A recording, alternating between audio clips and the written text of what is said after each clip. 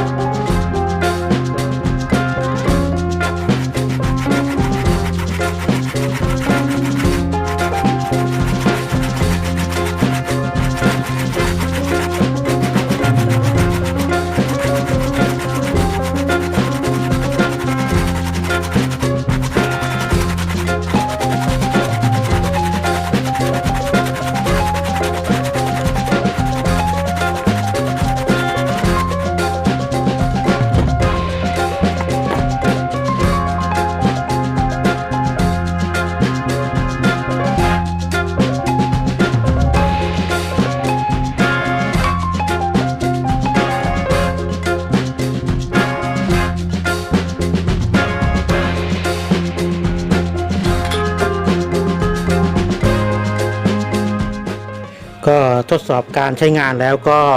ถือว่าโอเคเลยทีเดียวนะครับสำหรับตัวบล็อกตัดเนี่ยนะครับเราสามารถจะทำเป็นองศาได้หลายอย่างนะครับจะเป็น90นะครับ45องศา30องศา20องศาก็แล้วแต่นะครับถ้าทำองศาเท่าไหร่ก็เราก็ตัดบล็อกเนี่ยตามมุมองศานั้นๆแล้วก็ข้อแนะนำอีกชนิดนะครับคือการตัดบล็อกเนี่ยนะครับเราต้องใจเย็นๆนะครับเราต้องตัดให้มันเป๊ะพอดีนะครับการตั้งฉากนะครับมุมเฉียงครับมุมแนวตั้งอย่างนี้ต้องมุมฉากนี้ต้องได้ฉากนะครับองศาต้องได้องศานะครับเราต้องค่อยๆตัดไปทีเล็กทีละน้อยช้าๆนะครับเราก็จะได้บล็อกเนี่ยที่มันเป๊ะนะครับเวลาเราเอาไม้มาทำการตัดเนี่ยมันก็จะเป๊ะได้ตามบล็อกที่เราทำไว้นะครับก็ผู้ที่สนใจนะครับก็ลองนำไปทำดูนะครับสำหรับคลิปนี้ก็ขอจบรายละเอียดไว้แต่เพียงเท่านี้นะครับขอบพระคุณนะครับเพื่อนๆทุกท่านนะครับที่ได้เข้ามารับชมนะครับกดไลค์กดแชร์กดติดตามนะครับเพื่อเป็นกำลังใจให้ในการทำคลิปต่อๆไปแล้วพบกันใหม่นะครับคลิปหน้านะครับคลิปนี้ลาไปก่อนสวัสดีครับ